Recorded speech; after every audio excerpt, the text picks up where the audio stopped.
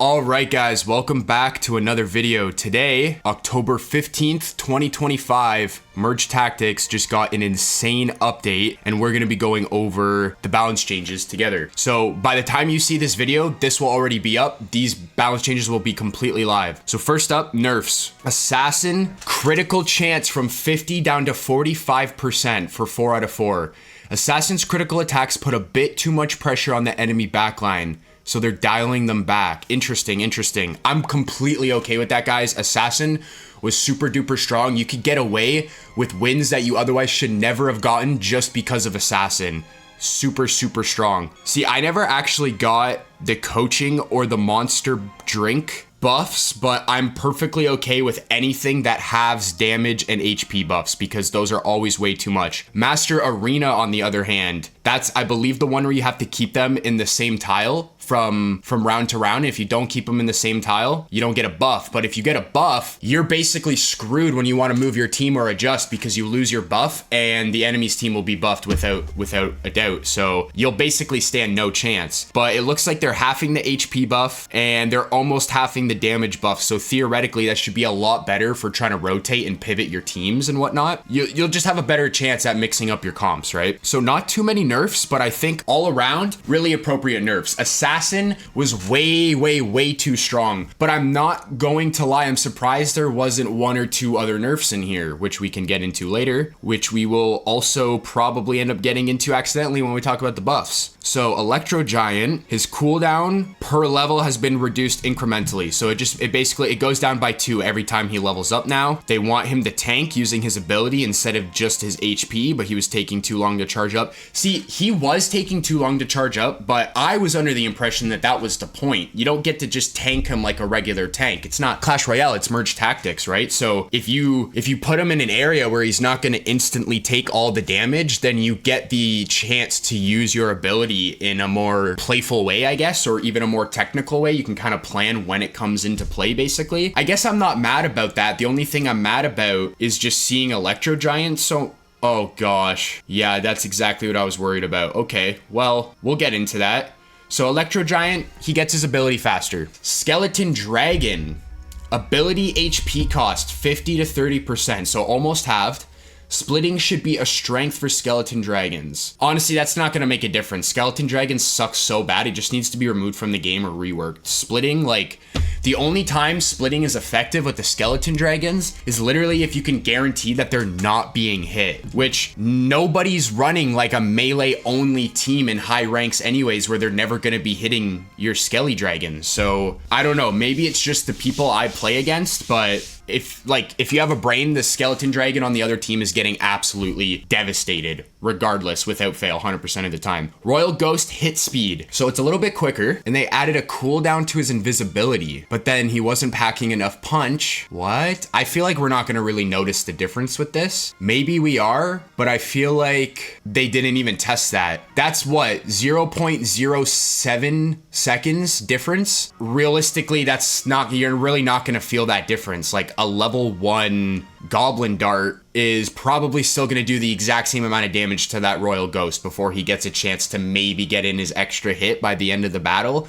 I don't know, I'm not the greatest math guy, so you guys let me know what you think of that, but I honestly think that's like useless. I think they just put that in there to write words. I don't know if I'm missing something. This is where it gets really silly. I don't know if these guys actually play their game, but they go and buff the Electro Giant and then also buff Electric. In my opinion, both of them were already strong. The Electro Giant could have just used some more HP maybe. This Electric combo was already really overpowered at 15%. So the fact that this is being upped to 20% in my mind, guys, is just crazy. What does it mean tricky to trigger? It was just 10 seconds. What? Am I missing something here? It just took 10 seconds to trigger. I don't know what I'm missing. And you paired it with the Electric Giant. Now we're gonna be getting rammed by the lightning strikes and rammed by the 3-second zapping cooldown. Guys, am I going crazy or is that stupid? That's insane. Ranger buff.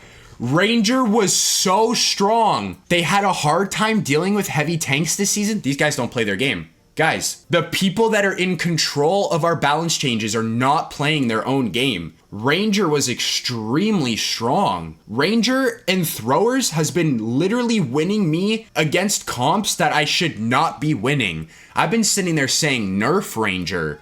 We're gonna add 10 max stacks to Ranger? Oh my gosh, guys. Guys, we're cooked. Guys, we're cooked. Anybody with a brain in this game is just gonna be forcing Ranger and Electric now. Like, we are cooked. You're gonna be having them getting zapped while stacking up to 25 plus 67% hit speed. It was already so ridiculous. Oh my gosh.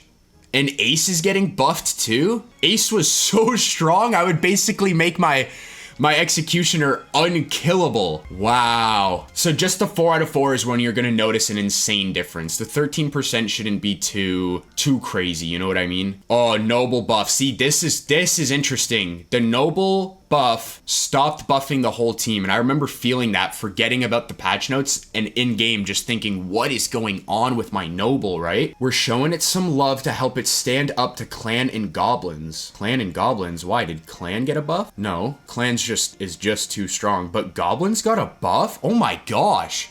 Okay, hold on. So our Noble buff percentage, it just goes up incrementally depending on how many combos you have a part of it. So 20 to 25, 30 to 40. Okay, I like that. I like that because honestly, they're right. Noble did not feel like it made a difference, to be honest. I did not.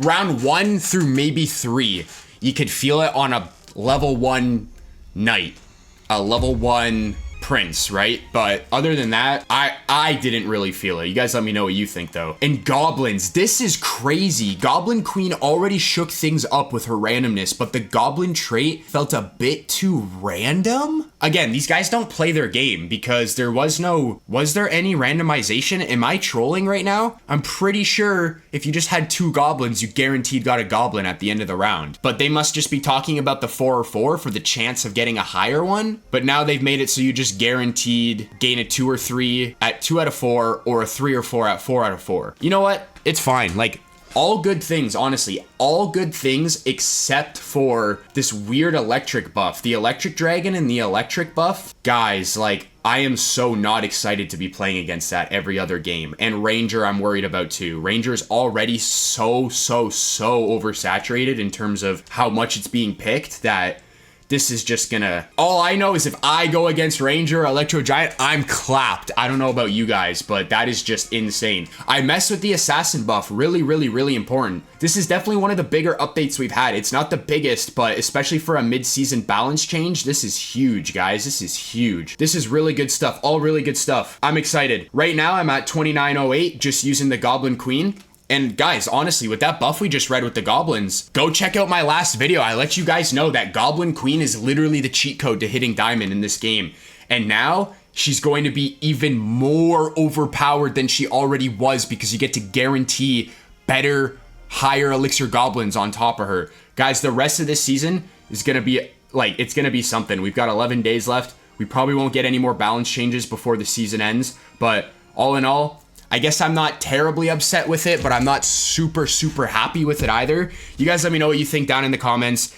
Just give me your thoughts and opinions on like what you think the best nerf or buff was. If you think it even needed to be touched at all, maybe you think they should have waited for the next season or something. I don't really know. You guys let me know what you're thinking though. Other than that, I'm going to get climbing to diamond. I'm going to record those games for you and I'll probably let you see them in the next game. We'll go over like the 3 games that got me into diamond or something like that. But anyways, good luck guys. Happy grinding. Keep pushing. Use the Goblin Queen. And if you liked the video, like, comment, and subscribe. And anyways, I will see you guys in the next one. Peace.